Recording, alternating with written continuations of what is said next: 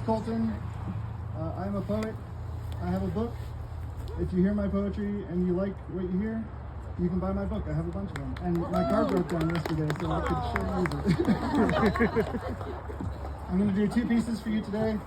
Hopefully I have them both memorized, but I have this handy just in case. I'm going to start with some flowery shit, and then more into anti-capitalist punk poetry. This is called The Atronach. My bones were woven by deft hands that spun the calcium string imitating the silkworm and bark spider. My composer carved my teeth from moon rocks she found upon the mountaintops that fell from the dark side. Her plans for my flesh were to use fresh bark from the hardest tree, known as the lignum vitae, but failing to find one at the nearest park, she settled her mind on the rind of the mighty oak.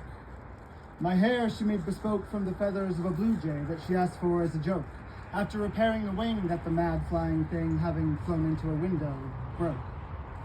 My irises were strung together like peg and rubber band art, using strands of sky visible only after thunderclouds part.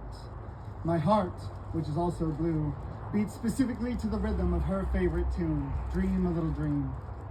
The gray matter of my brain was made by collecting and mashing together 100 things that aren't as they seem. My hands she modeled after King Midas, so that souls would turn gold at my touch. But souls like gold are so soft for something so heavy, so my Midas touch never meant much. My vocal cords were forged by my father, modeled to match his own, using the same piano wire he once used to garrote the last man to sit upon his throne. Several pieces of paper were thrown into a hat to determine my gender.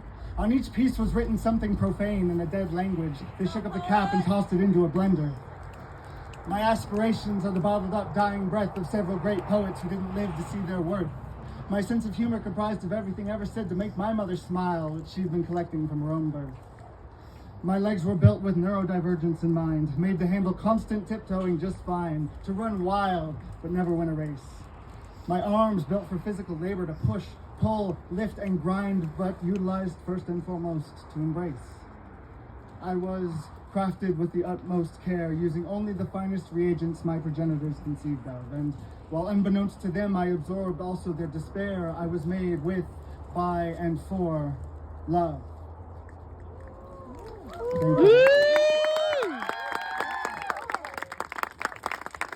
I have one more for you, and it is in a very different vein. This is sort of like the 2 natures of poetry that I do, flowery bullshit, and then like pissed off punk rock nerd poetry. This is called Pretend. Anyone that knows me well knows I love to play pretend. But when I reached a certain age, somebody lied to me and told me grown-ups don't play pretend. So I stopped calling it that. I call it by a different name. Now I call it role-playing. And we can pretend that those 2 words don't mean the same thing. Anyone that tells you that grown-ups don't play pretend is fucking lying. I may pretend I'm a powerful spellcaster, traversing fantastic lands, conversing with dead giants, discovering dark secrets, toppling plutocratic societies, because even playing D&D, I'm punk as fuck. But you, ambiguous figure of normalcy in Western patriarchal society, you're playing pretend too. In your fantasy, you are normal and likable. Every day you go to your job and you do work that matters. And for it, you get this thing called money.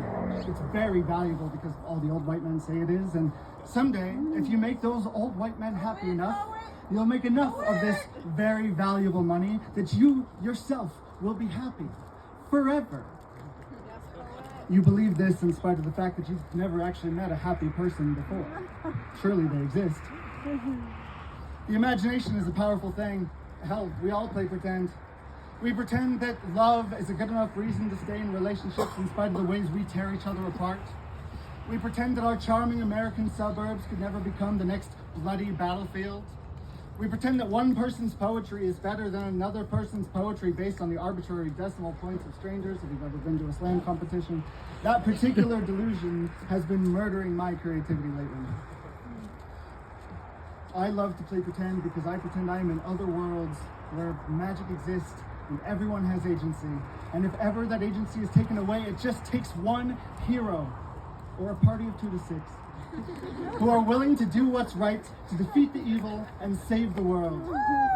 I prefer that fantasy over the more common delusion that a government based solely around diametric opposition could ever achieve anything beyond maybe returning some of the freedoms that they took away in the first place, only to take them away again. I don't know, maybe it'll get better. Or maybe we're just playing pretend. Thank you guys.